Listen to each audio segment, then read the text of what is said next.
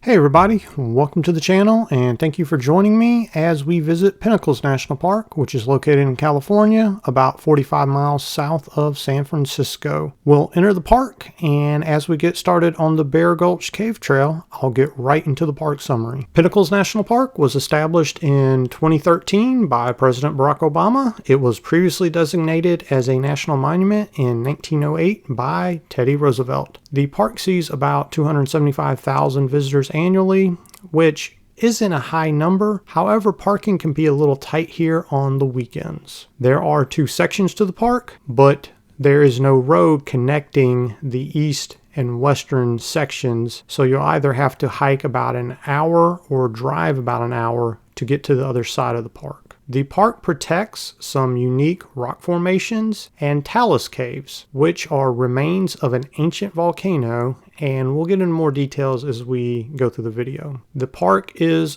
also a very important location as it is one of the areas where the California condor is reintroduced into the wild from captivity. In addition to the condor, there are a variety of other wildlife such as bats and falcons. At the end of the video, we're going to have a special guest appearance by a very photogenic woodpecker. The weather here does get quite hot during the summertime, and in the winter there can be rainstorms which can flood the caves, so you're going to want to visit here during shoulder season in the spring and fall. And the park is somewhat remote, so cell service can be quite spotty and non-existent within the park. So with all that said, we'll continue along the Bear Gulch Cave Trail. Please stick around to the end of the video where I'll share some top tips and I will give you my overall recommendation for the park. So Pinnacles is a very scientifically important location in terms of geology. The San Andreas Fault runs through the park, or it's actually slightly east of the park. The rock formations here are the remains of the western part of the Ninoc volcano, and you may ask, why is it only the western edge? That is because when the volcano formed 23 million years ago, because it rested on the San Andreas Fault, after it formed over those millions and millions of years as the Pacific plate slipped past the North American plate, the volcano was split into two by the movement of the fault, and the western edge shifted about 200 miles northwest to its present location at the national park. The eastern section is located near Lancaster, California, which is a little north of Los Angeles. As we continue through some of these talus caves, the realization that you had two identical compositions of rock that were actually hundreds of miles apart makes Pinnacle National Park one of the locations that led to the acceptance of the theory of plate tectonics. So that is why this national park has such great scientific significance.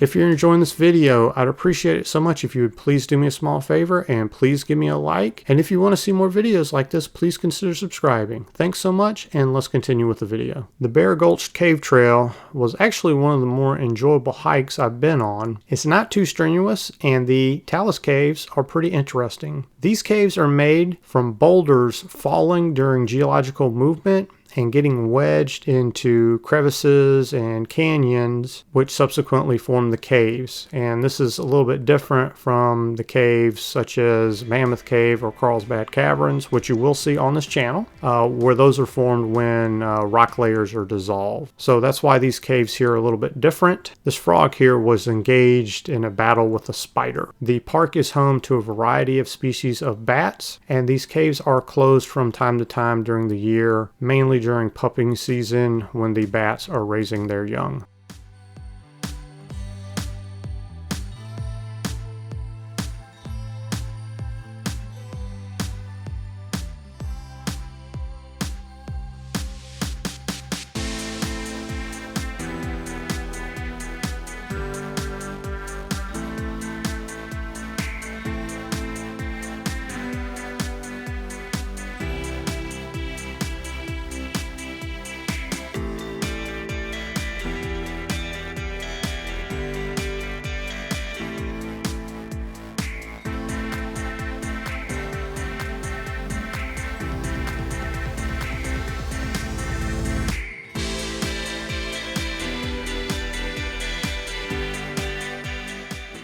At the end of the hike, you'll make it to the Bear Gulch Reservoir, which is a great day use area, and a lot of people were sitting around and I guess having picnics or lunch.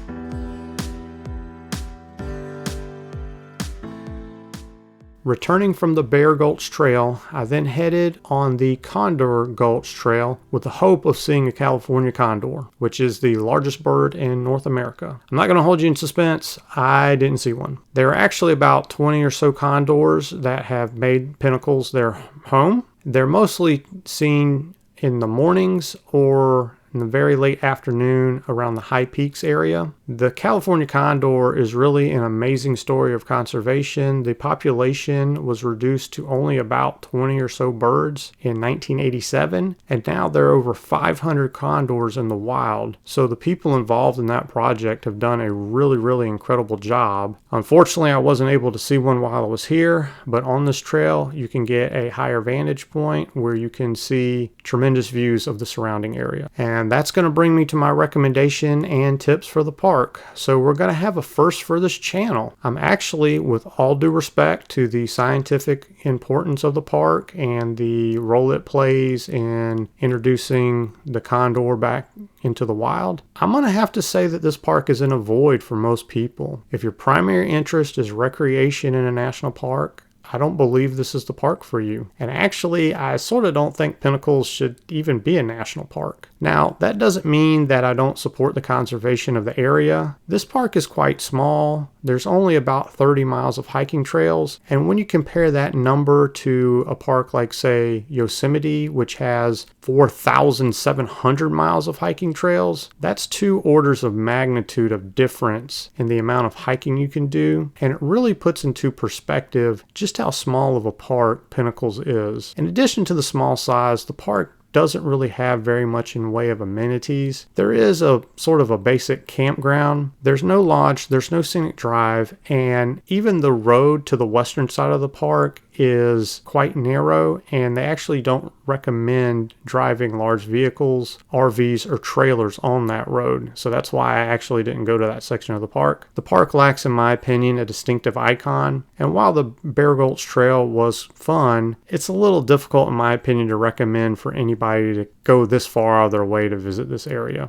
As for some tips if you're considering visiting, you want to make sure you check the current conditions. As I mentioned, sometimes rain can flood the caves. In addition, with the bat pupping seasons, the caves are typically closed from mid-May to mid-June. For an itinerary, I guess you could possibly spend 2 days in the park if you really wanted to. 1 day for the eastern side and another day for the western side. Although if you get started enough early in the day, I think you can easily see both sections. The best area in the eastern section of the park is going to be the Bear Gulch Trail. You then could cross over the High Peaks Trail to visit the western section, and there you'd want to check out the Pinnacles Cave Trail. You also have Machete Ridge and the Resurrection Wall. As for boondocking, there's quite a few more boondocking opportunities over on the western side around the town of Soledad. There's a pullout that's not far from the eastern entrance. I actually boondocked at a place called Casa de Fruta. As promised, here's the woodpecker that I mentioned that would make a guest appearance. This is an acorn woodpecker, and what this guy's doing here is he's chiseling holes into the wood, and then he's going to take acorns and he's going to stuff them in there real tight so other birds can't steal them. They use these trees as kind of like granaries to store their food, and there's actually quite a few woodpeckers that will hang out at the parking area for the Bear Gulch Trail.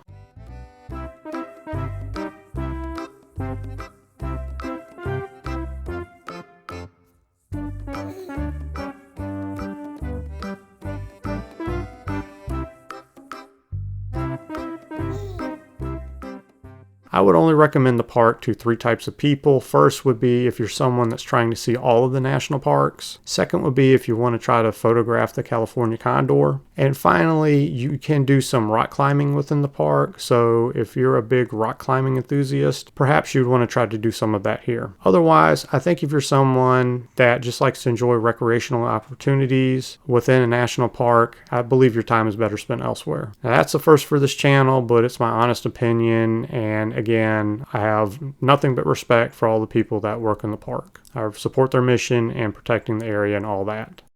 That's going to do it for Pinnacles National Park. I hope this video helps you if you decide whether or not to visit the park. I want to thank you so much for joining me for this video, and I will catch you in the next one. Thanks and take care. Bye.